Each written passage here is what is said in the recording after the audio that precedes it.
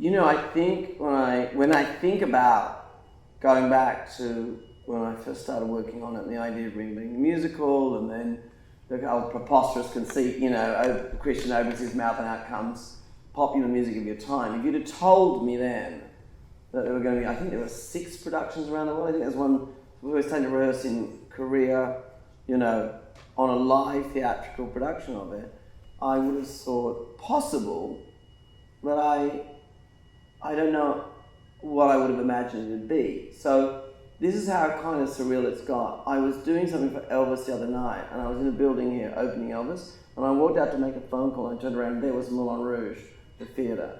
And I went like, oh my God, what is going on inside that building, you know? And wherever it's been, it seems to have a bit of a magic that follows with it. So the short answer is I'm really excited to see the London production.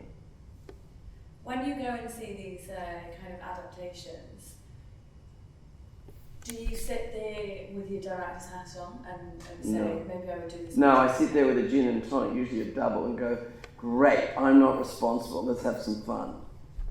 Okay.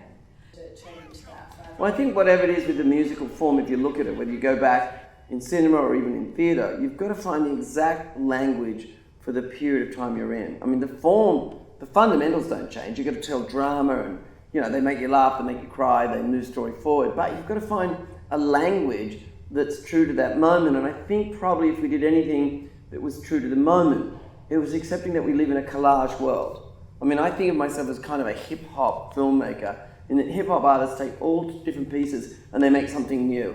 And Moulin Rouge defines that. It is in fact made of something new. What's so brilliant about the new team, and I wouldn't have done this.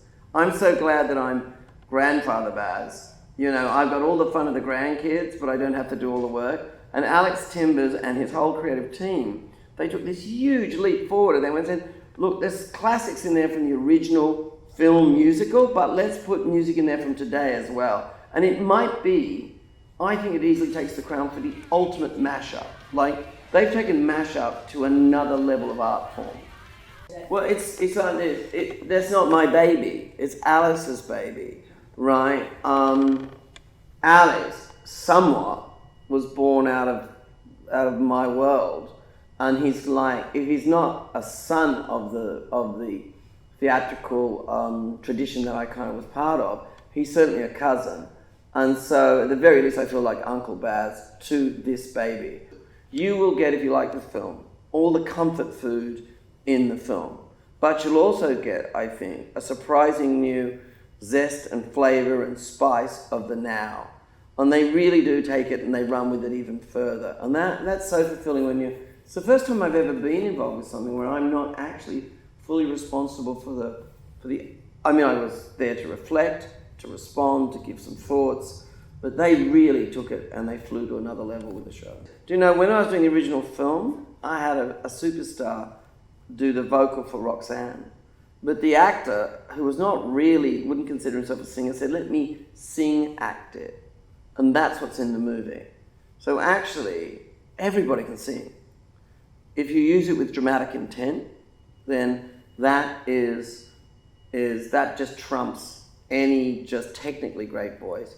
Of course, in Moulin Rouge, in the lead roles, you have the triple threat of really good actors who can really dance and can really sing. And that's when you're taking the art form to the highest possible level.